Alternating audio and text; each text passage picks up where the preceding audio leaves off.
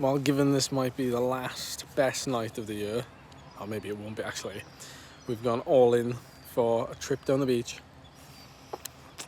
And some ice cream. A little blob of vanilla.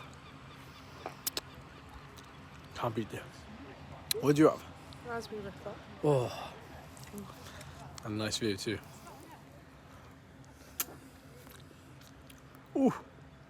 Oh yeah. So proof that I don't just eat salads all the time.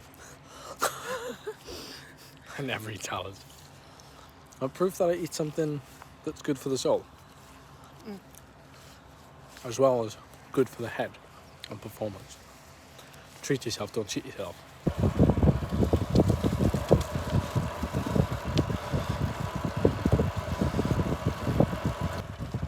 Good morning, everybody. So I'm sporting my Tour de Mont Blanc jersey today for a little bit of inspiration, and I quite like the colour. The sky's grey today, so I thought I would bring a splash of blue to my day. Just passing under one of the many railway bridges on this cycle path, which used to be a railway line, obviously, and this is where I chose to do one set of my intervals this morning. On this cycle path, which is, well, it's quiet this morning, but it's usually a little bit busy. So I came here a little bit early before I meet Anthony for a spin. First time in ages. Nice to back to be riding with Anthony. But this section of path is probably like 5 or 6 kilometers at 2%, and you've seen it plenty of times in the videos, I'm sure. But it's quite a good place for like any sort of effort where it's required that you have to, push against a little bit of a gradient. Intervals I was doing were 1 minute on, 1 minute off intervals, and it takes me like a good 15 minutes to get like from the bottom in Vellinvoll to the top. But if you wanted to, you could actually turn off around about the 10-minute mark on, well, at least on my effort there, about 4 or 5k up here.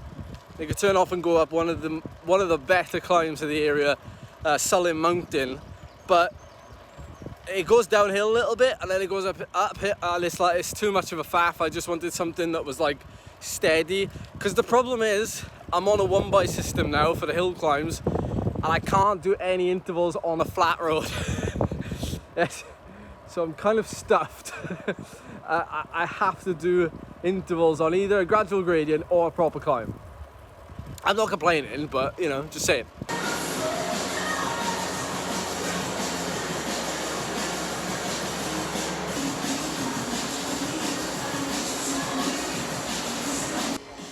So I went to the gym later that day. Now sometimes you don't really want to be mixing like high intensity sessions on the bike with gym work as well. The gym work I'm doing though is quite subtle. It's not like, it doesn't leave me wasted. It's basically just to supplement what I'm doing on the bike. It leaves me a little bit fatigued, but like I said, it's not like dramatic soreness that I can't train the next day on the bike, or I can't, it takes like 4 or 5 days to recover from it and go back to the gym again. Do you know what I mean? So it's more about just keeping things familiar and just lifting and just I really feel like it does improve my body composition as well as improve like my overall strength and stability, and even when I'm out of the saddle on the bike as well. So I did a very simple routine of just like 5 exercises, 30 push-ups, planks. I was doing a plank for basically to failure, so just holding a standard plank. Standing row, 3 sets of 10 reps with 15 kilos. Calf raises, which you saw, 3 sets of 10 reps with approximately 10 kilos of weight. And then the deadlift, I did 2 sets of 10 reps. And I think that was like 40 kilos on the bar. But felt surprisingly good. And that was the workout really. In, out, done. Simple. So got back, started making food. And I know you lot are interested in what I'm eating currently. I'm definitely leaner now than I have been all year. That is a matter of fact. I don't weigh myself regularly, but I am mindful about like just making sure that I'm eating enough. So I am making lots of meals from scratch at the minute, so that I can mindfully eat, I suppose. So tonight's meal was actually a chicken and potato salad with some chopped apple, lettuce, like a mayo, like a lime and mayo mix, and then the chicken was it was done with like a seeded crumb, so pumpkin seeds, breadcrumbs, panko breadcrumbs, some paprika, so a few spices, and some potatoes, so some white potatoes. So that was evening meal, and then I had a pre-bed snack as well, of course. So yeah, pretty nice day all in all, and one that again I'm ticking off before this weekend. Alright, I apologise, the washing machine is running in the background, so it's a little bit noisy, sorry. Alright, well, that's a wrap on another week of training and another week of putting a little bit of a vlog together. I hope you're enjoying these little in-between videos.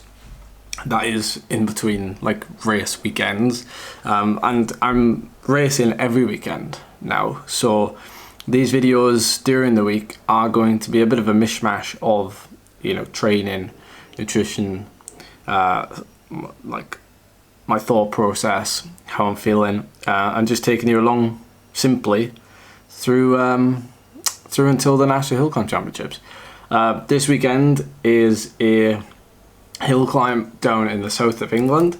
It's going to be a 1.6 kilometer climb at an average of 9.5%. But there's going to be a section in it that is about 700 meters long at 14 to 15%. Now, very similar to last week's in that it starts off like gradual and then ramps into it and finishes on the steep section. And it took me around 5 minutes the last time I did this hill climb, and I averaged about 450 watts.